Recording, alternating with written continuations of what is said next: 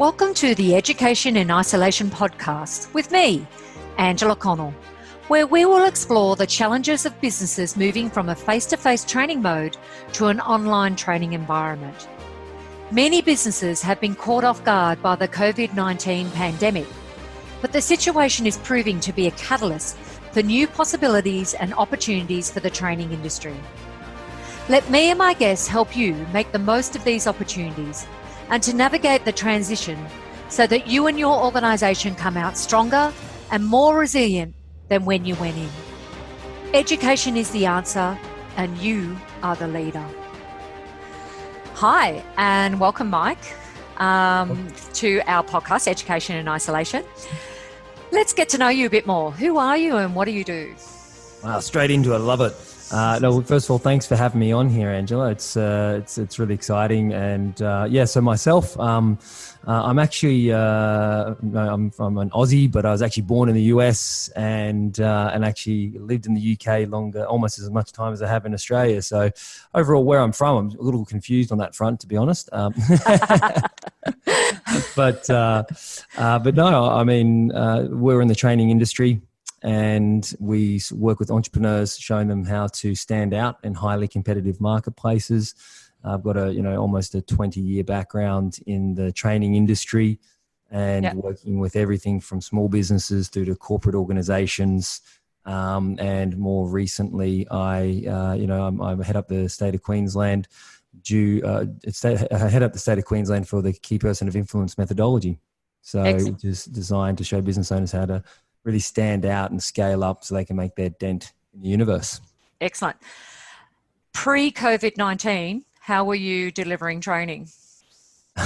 Well, that's why, as I said to you now, it's like I'm the Queensland state leader, which and our business was really geographically constrained because, we would have people who would attend in-person workshops with us, and effectively we would market inside a certain geographical area. People would actually get in their cars and drive to our workshops or get in a plane sometimes to come along. And so that's what our business looked like. And my business last year in 2019, we did over 110 events.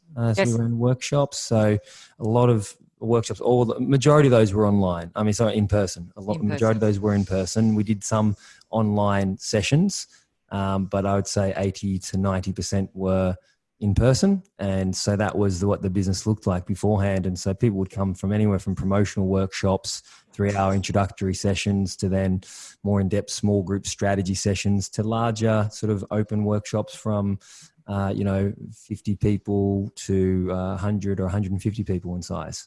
So that's what our business works, what it looks like, as you're familiar with. Yes, as I am familiar with, because I am a KPI in Sydney.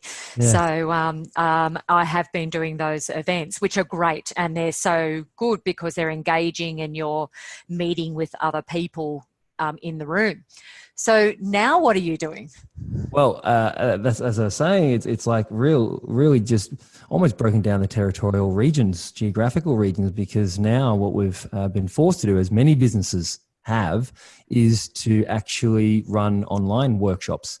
So, and so we've moved everything. So there's sort of front end, the two parts of the business. There's front end promotional, if you will, workshops, which are designed to educate people, engage them around the concepts around what influence is, what it means, how it impacts their business, and how, leading with influence and developing one's influence is the fastest way to create a breakthrough in your industry. And there's a proven 5-step methodology, which you're aware of, which sets a framework for the KPI, Key Person of Influence methodology. So that's what we do on the front end. And those are all in person, but now obviously we've shifted all of those to online. So now I was actually due to be in Townsville. I forget it was mid-March or something like that, mid to late March. And obviously couldn't make that happen. So we had to switch completely online. So everybody that was going to be there attended there, but then obviously we had a wider group of individuals from around the state that could join as well. And so on that. So did you find you had more people attend then? Yeah, we're finding that the numbers have been picking up. Yeah. So, and, we'd sort of be constrained, and you'd always be looking at how many people be attending an event, but we're finding that the attendance numbers are about the same, and we're finding that the registrations is more at the moment. So that's been really fascinating to see the adaptation of that, and we moved pretty quickly with that. So we had to redesign programs and just make sure it was super engaging, because obviously everybody's there at home or in their facility, their own space, and they've got distractions. So you've got to try and find ways to make it engaging and make sure you bring it to life. So were you still delivering like the whole day online? Yeah. So effectively that's like, it used to be a 3-hour workshop on the front end. And what that now means is that's now a 2-hour workshop. And so from there, the session, when people start working with us, as you would know, used to be in person. They're full day workshops, typically half day to full day in person, sometimes multi-day, no more than 2 really. Yeah. So now we've transitioned all of those to be still, if it's 1 day training, to be 1 day of training broken into 4 clear segments. Yep. And then what's been fascinating about that is that we've been getting some of our best scores. And people have been loving it because they don't have to travel anywhere. They can do it from the convenience of their own place. But it also just creates another dynamic environment. I did a sales training day actually, and got my best scores ever from doing it. And there's like 9.47, I think it was, and and there's 34 people on there. And excellent. What was really fascinating was to be able to ask a question. And when in a normal training environment, you ask a question and typically only one person can speak at one time. So you have that sort of conversation, then you sort of open it up and you have a bit of a dialogue. But what was really fascinating is when I would ask a question is that I could read all the comments in real time. So as the day developed and I got to know each business and we made interacting where people would share about their business, and I knew about a number of them already, is that I could sort of see half a dozen responses almost instantaneously, and I could adapt the response to, in your case, Angela, it would look like this, and in your case, Bo, it would look like that. And so it provided more context and framing for each person on the session, which is why I think people are really enjoying it. And did you find, I have found this myself, did you find that more people are asking questions than they would in the live face-to-face? Yeah. So yes and no. Yes and no. I think it depends on the environment. So if it's a training, like pure training environment, then yes, I'm finding that people are quite engaging, and they're there because they want to be there. They're there. I find the introverts now come out. Yeah, and definitely they're able to do it in chat. Completely, yes. No, absolutely. From that context, yes. From the front end workshops, I'd say it's about the same, because in any workshop you always get people who are a bit more comfortable with sharing and doing that, and others who don't feel as comfortable with it. So that we've noticed to be the same. But in a safe environment where they're choosing to really lean in and fully committed, definitely agree with you. Excellent. So what would you say has been your biggest challenge in your business since COVID-19? Our biggest challenge would be first thing that comes to mind is just, I think, the volume of change. What I mean, and how quick? Yeah, exactly. So it's when I say volume, meaning that everything's needed to be reworked, and so it's a large volume of things that are from everything from, like, as you know, we do a lot of content production of videos and things like that. So it's like, as soon as it happened, it's like, okay, great. How do we get on the front foot and reshoot some sort of top of funnel, or some just content led, insights around the current environment for Facebook and LinkedIn and those sort of things, through to then, every week it's been looking at, well, what's up? Yeah. what's happening this week, and just having to address, making sure you're on top of it. And then even with some of our speakers coming up in a month, it's like, hey, have we thought through that? Have we thought through the workbooks that need to be changed? Have we thought through the exercise? Have we thought through how you're going to deliver?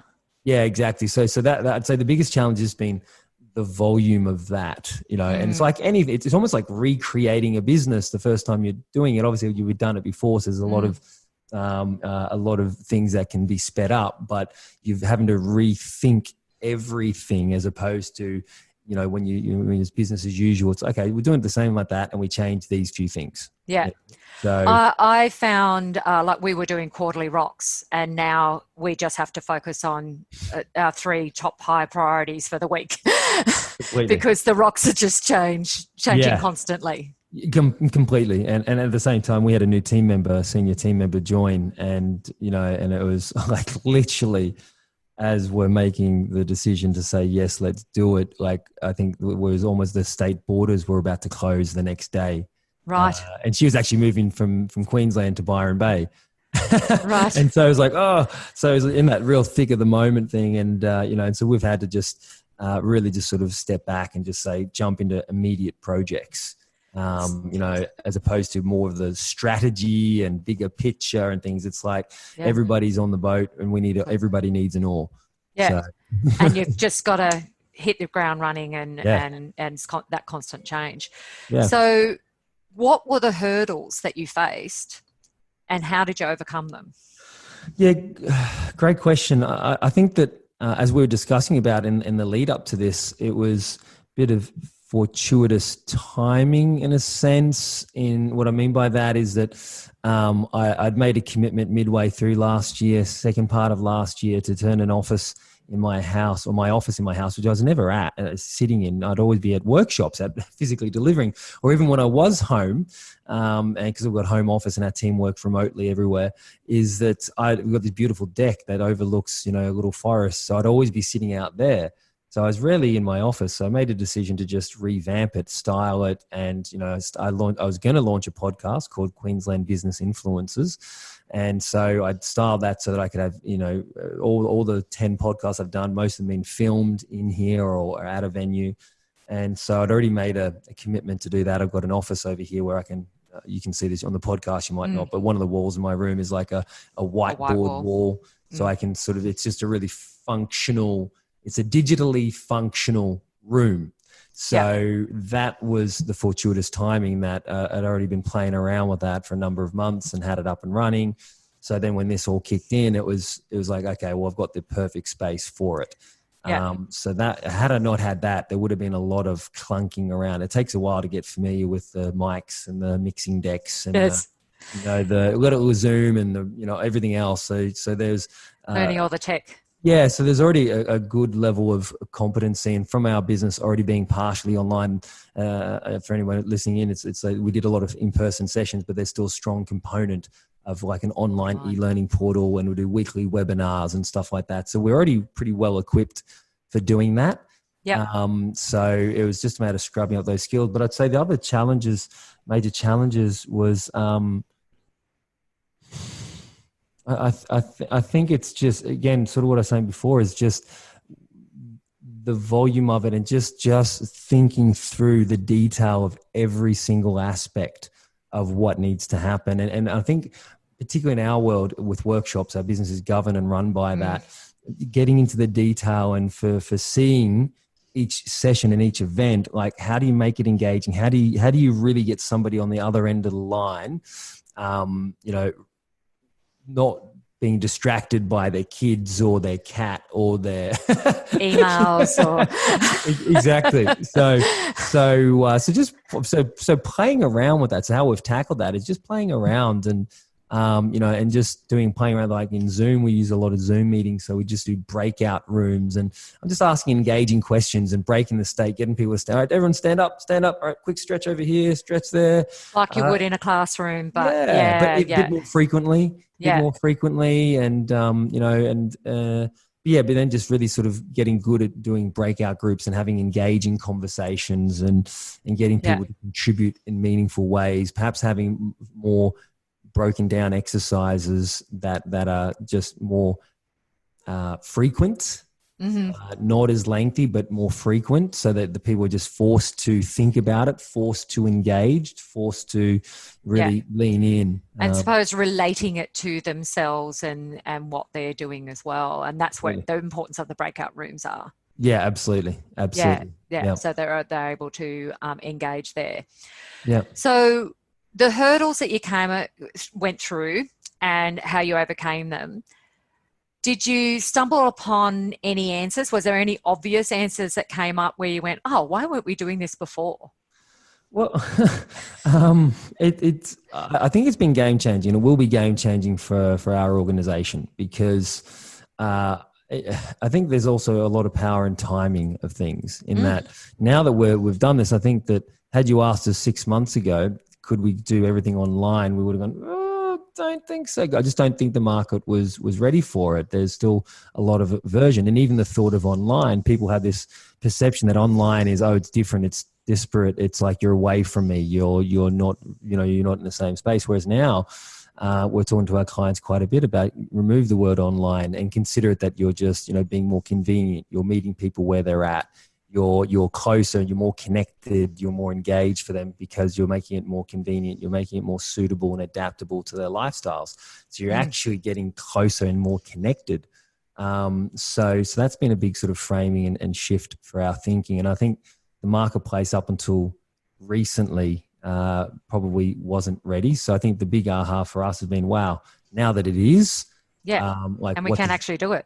Yeah. And to get some of the scores and the feedback and everything. Because that's the real test, right? It's like one thing, can you do it? It's like, yes. But if people are saying, well, that's nothing like the real deal, then you got a problem. Yeah. So my thought is about the training industry. It's never going to be the same again. 100% agree with that. And a lot of industries are the same, I think. But this is going to absolutely be a game changer for sure. Yeah. And I think for the better, I think we'll have access to more education as well due to this. And that's the big thing about education in isolation is we're trying to show different pathways of where you can go. And that's been fantastic hearing about how you've adjusted and changed as well. So a question I'd like to ask you now is, now that you've done all this, reflecting back, what do you believe has been your biggest achievement? Biggest achievement with all this, I think probably a couple I'd say. I think one is just getting the great results for our clients. That'd be the top one, just to make sure that the hard work of adapting is working. So that's definitely, I'd say, the main thing, because without delivering a world-class result for people, everything's in jeopardy. Everything is scrutinized in your business. So that, without a doubt, is the number one, I'd say, there. And then secondly, I would just say that it's perhaps just the fresh innovation that it's brought. Just as an example, so we've got a workshop this afternoon with Daniel Priestley on Get Leads. And this was supposed to be a tour that he was doing down under, coming from the UK. So Daniel Priestley, for those that don't know, is the founder of the Key Person of Influence methodology. Company's called Dent Global. I should have mentioned that clearer in the beginning, but and we exist to help entrepreneurs to stand out, to make their dent in the universe. And effectively, he's the creator. He's the best-selling author of 4 books, of which one of them is oversubscribed. So we were doing a one-day workshop on how to generate leads in the business and how to really digitize. We're going to be talking about that quite a bit. Digitizing is one of the best ways. And so obviously he's not able to do that session. And when just as a side note, when he first mentioned that, I was in Mackay, probably, I think it was the end of February. It was the end of February. And I remember he called me saying, hey, I think we're going to have to cancel it on my trip. I'm like, no, you're crazy. Like, what do you mean you got to cancel? Like, no way, that's too dramatic. And then literally within the days, I think 3 days later, we're like, there's no way you could do it. Yeah, and everything just shut down. Yeah. It was that quick, yeah. So, so long and short of it is that we're now running that event and we've turned it into a 2-part series. So I thought, well, we'd have made a number of sales, but they're done at an early bird rate. So I thought, well, how about we just innovate and, and offer the first session for free. To open up to the wider communities. And we've had a phenomenal response. So this is going to be a big test for us today, this afternoon. We've got just over 400 people registered for a Zoom session. And, we're already close to 200 for the second day. So it's really sort of increasing the volumes because, I think had we done that day, I would have been shooting for, well, I would have been shooting for 100, 150 in person for the full day. So, to have double that effectively, would be and then fascinating. you have logistics of rooms and catering and all that sort of stuff. Absolutely, right. I mean, I was looking already at I was about to sign a $5,000 venue, I think it was, and literally had the contracts there to sign when this was all happening. So that was, again, fortuitous not to obviously pull that trigger. But yeah, so I think there's just that innovation now, because now it's thinking expansively about the business, and if geography is not if we're not constrained by geography, what does that mean for us? And so we've got a whole bunch of ideas that are floating around. But, I think that fresh perspective, knowing now that the marketplace is, I think, ready, open, and receptive for it. Even though it was forced upon them. But I think, a lot of people in training and going in and doing education, I think they're going to expect it in the future.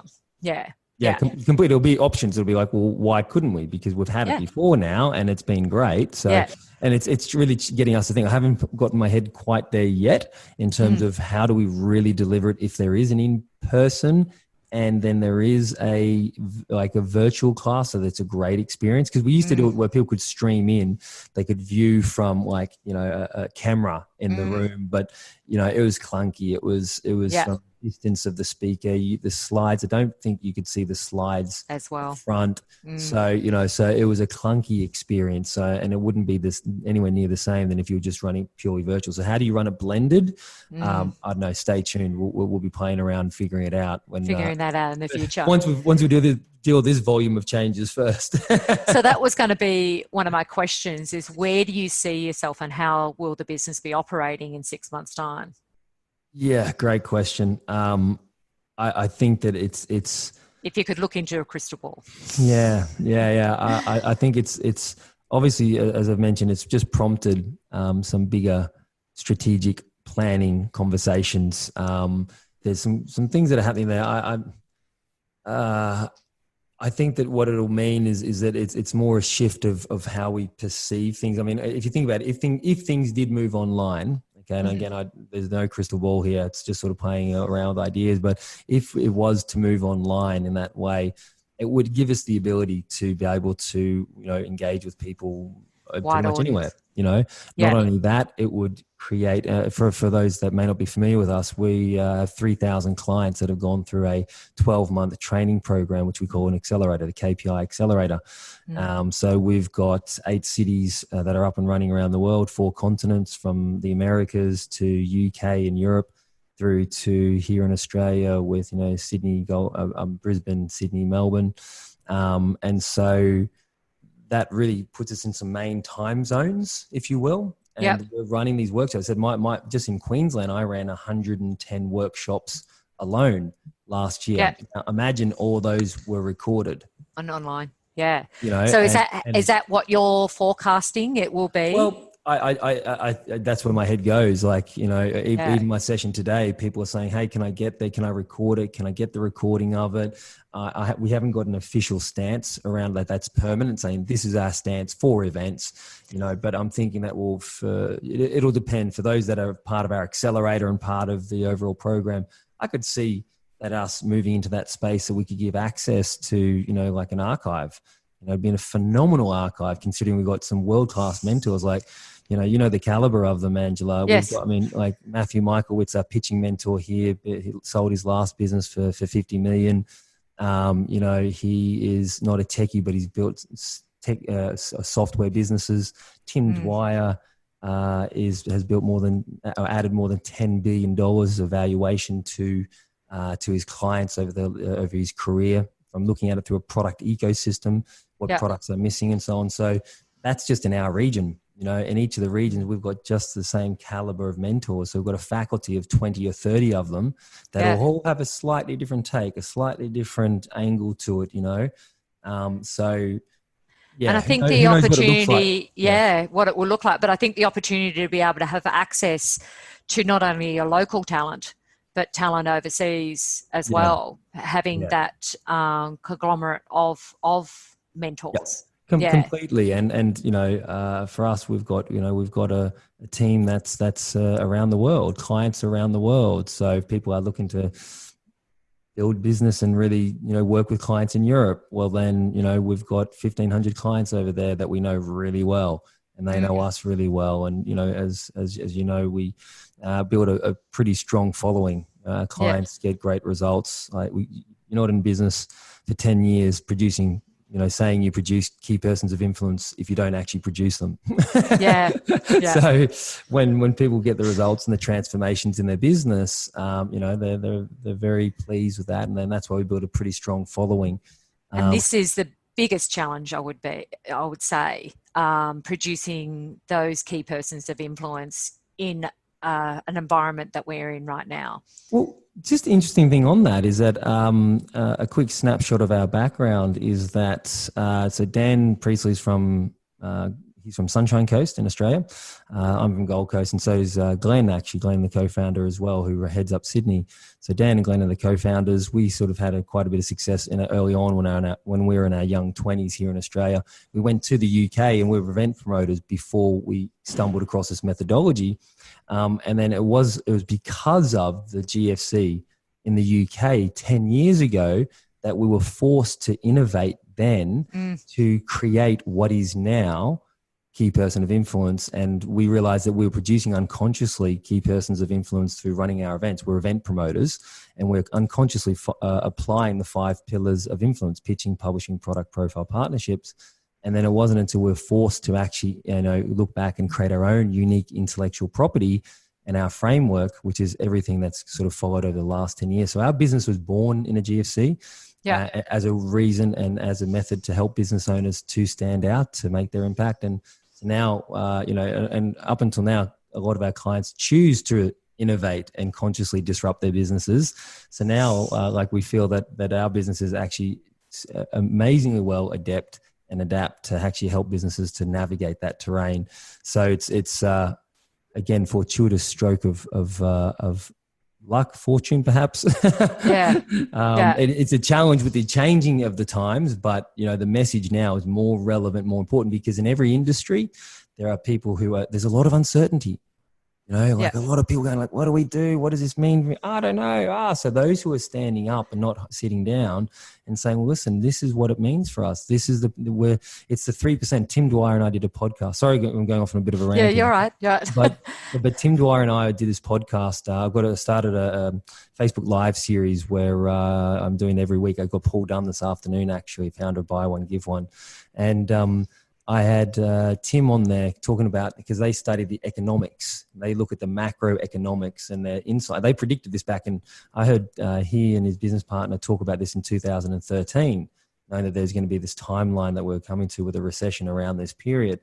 And so what he was saying in this interview I did with him is that it's the 3% of business owners now that choose to stand up, not hide away. There's still sort of 3 categories. There's people who businesses who fall off the cliff, or they just choose not to participate and they just sort of, step aside. That's unfortunate. And then you've got others who just wish it would go back to the way it was. They're sort of like the hopers, feeling like, they're still not, they're letting the market dictate what happens.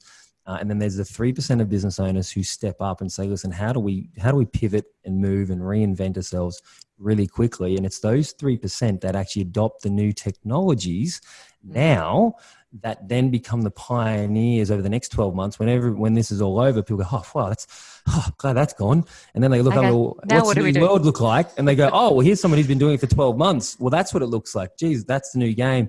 And then those businesses who can't compete with the 3% that get started join the 3%. And they reach the 15% threshold. That takes about 2 years. And they gain main market share between 15% and 55%, which happens he predicts around 2026, that those businesses that innovate now will be gaining huge market share because the momentum they've gained and built. So from what I'm hearing from that, what's highlighted is through adversity, leaders are born. Spot on. And they can rise up.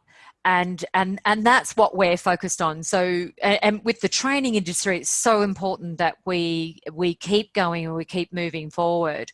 But it's identifying, well, okay, how can we be innovative and how can we change to meet not only our industry sector, but the industries that we're serving as well. Absolutely. Yeah. Yep, absolutely. And so what keeps you motivated every day? Oh, you got some good questions here, Angela. Keeps me motivated. I talk about this actually in my presentations a bit, where it's about keeping myself in a visionary mindset, reverse engineering the future. It's easy. It's real funny, like how if I let myself consume too much media, like if I watch too much news or if I watch social media and just get sucked into the vortex of that and go, whoa, where have I gone for 10 minutes? Like, then I just notice my emotionally, I don't know if you can relate to that or anyone else can. I'm sure they can, but it's like, I feel this sense of like stress almost coming over me. I had to stop watching the news. Yeah, exactly. So that's why I get the essentials, but I choose not to as best I can, because sometimes I just jump online or jump on Facebook to check a message or something like that, and all of a sudden, well, you've got to be really conscious and controlling of that. Focus. Yeah, aware, very aware, absolutely. So mindful of that, but I found that by getting up quite early, meditating first thing, and really focusing on like where this is going to be, where I'm going to be in 3 years, where I'm going to be in 5 years, even 12 months from now. And looking at finding projects right now that I can create. So this season of reinvention series that I've created is some new stuff I've been playing around with through certain technology, through Facebook Live, to make it look professional and sharp and stuff. And, engaging with some leaders in there and clients who have reinvented themselves, and having like projects that are there to serve my community has been really valuable to just get me juiced and excited. Oh yeah, I got this person, got this message to share, so that gets me pumped up. Just having the right projects, I find overall, that keeps me focused and keeps me in a vital state and energy. Because, there's a lot of decisions we've got to make right now, and every business owner does. And so we've got to make sure we're in a vital space. Otherwise, it can be consuming at times otherwise. So just finding ways to keep myself vital, fresh. And yeah, that's been really, really helping. And reverse engineering the future is the best way for doing that. Yeah, and I find like one of my favorite all-time quotes is a Tony Robbins quote, "Where the focus goes, the energy flows." I love that one. Yeah. It's very much, if you focus on what you want and where you want to go and what's needed. And for me, it was very much waking up, a month ago, going, okay, this is happening. We need to make sure we get our clients online, because the only way they're going to survive is by being online. Yep. Yeah. And the reason why education and isolation came about. Beautiful. Excellent. It's a great innovation there. So yeah. Thank you so much for the interview today. That was really good, because not only did we get insights on how you've changed your business model and how you're delivering your training, but it's also that mindset. Yeah, which is brilliant, which is where so many people need to focus now, because it's not just about the technology and the equipment. It's about what's going on in the head. Yeah, absolutely. Yeah, great. Yeah. Well, I hope it's helped, and if there's any way I can help or serve anyone else, let me know. But well done with this. I think it's a fantastic initiative to inspire those to step into that, what I call the 3% club now. Yes. If you want to step in the 3% club, and that's the decision people have to make, and expect it to be challenging, because it's nothing worthwhile is ever easy. But once you get over the tech stuff, and once you get over that, I'm not a techie, to get my head around this sort of stuff took me a while. And I noticed my energy when I was setting it up prior to all this happening. I'd be like, oh, whenever I had to do a day of tech. And that's why I had people who could streamline that and help me to do it quickly. But even still, it was like, what do I need to get? What do I need to buy? How do I set it up? All that sort of stuff. You just got to do it, right? But once you get over that, you can then start to have a lot more fun with it. Yeah. And I know there's most going to be more challenges coming, but it's just, you will. This too will pass. Absolutely. and we just need to focus and focus on the future. And can I just finish with that point? Is that that we are geared up for an exciting 20s. It's been a horrific start. From the bushfires to these sort of scenario, to the current scenario. It's gonna shake the boat for a while, but coming out from 21 onwards, and whatever it is, mid, later in the year, the rest of this decade, you've got some incredibly strong fundamentals. You've got baby boomers who are coming into their peak income earning years. You've got spending years, and they cashed up more than any other generation. You've got millennials who are bigger spenders than ever before, who are also coming to prime income earning years. And then you've got, technology that's going to create innovation upon innovation to leverage. So it's going to be an exciting decade overall. Here's the thing too, is that more $1 million and $1 billion companies are created in a recession than in any time in history. So if you step into that, 3% club, there's some exciting times you'll be able to come out and see on the other side of this. But just knowing that the short term for everyone's going to be a bit shaky and a bit rough. It is, and it's tough. But yeah, through that we just create and see what happens. Yeah, absolutely. So, hope this has helped, Angela. Thanks for having me on the show. Okay, thank you very much. Bye. Thank you for joining us on the Education in Isolation podcast with me, Angela Connell. Please take a moment to rate and review this podcast on your preferred podcast app. Each rating and review helps us fulfill our goals of helping businesses like you make the transition from face-to-face training to providing training online. The Education in Isolation podcast is proud to be part of the Experts on Air podcast network.